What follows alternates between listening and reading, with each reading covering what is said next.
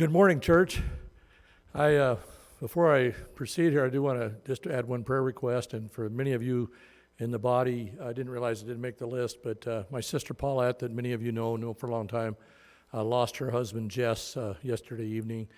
And of course, there'll be no services at this time. So be thinking about Paulette. And if you'd like her address, just get a hold of me and I'll give you that. So she's currently with her family in the Denver and Colorado Springs area. So good morning. What a situation we all find ourselves in. We hope and pray you are all staying safe and that no one has been sick or is being impacted with too much financial stress. We also want you to know that several individuals have made special contributions to help out if needed. Galatians 6:10 says, "Therefore, as we have opportunity, let us do good to all people, but especially to those who belong to the family of believers." Hopefully, with other assistance being made available, we will all get through this crisis without too much pain. In the meantime, please let us know if you have a need. In James 1:19 through 22, we are told to be quick to listen, slow to speak, and slow to anger, because human anger does not produce the righteousness that God deserves. We're also told to get rid of all moral filth and the evil that is so prevalent, and humbly accept the word planted in us, which can save us. Do not merely listen to the word and so deceive ourselves. Do what it says. I heard a very good speaker in Seattle years ago talk about how our minds work. He said that first of all, the human mind is limited by its ability to only think about one thing at a time. The power we all have is in choosing what that is, either good or bad. He said there are three main parts of our brains that determine our reasoning. These are the conscious, the subconscious, and the creative subconscious. Although we can only consciously take in one thing at a time, the brain's subconscious is taking in all kinds of information constantly, and it saves everything. It is the job of the creative subconscious to balance all these thoughts out so we don't go crazy.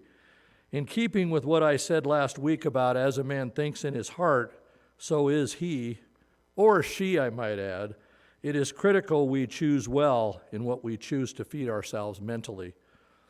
Have you ever heard someone say, "I can't understand how people can do such a thing"? Maybe you have even said it yourself.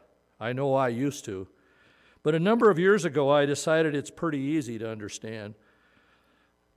They allowed a wrong thought to enter their minds, dwelt on it, committed it in their minds, and then merely carried it out. The reason God and our legal system differentiate between accidentally killing someone and murdering them is murder was thought about ahead of time. This applies to a multitude of other sins as well, from sexual deviancy, adultery, and even divorce. These all begin with unresolved anger, jealousy, envy, greed, and whatever. These can all be forgiven, but the price we pay individually and as a nation is bigger than we realize until it happens. Every human problem begins with a wrong thought. The idea of the word planted, used in James 1:21, actually means to let something grow. We all know the teachings about we will reap what we sow, but that doesn't start with a decision to be bad. It starts with a decision to allow bad, ungodly thoughts to be planted in our brains.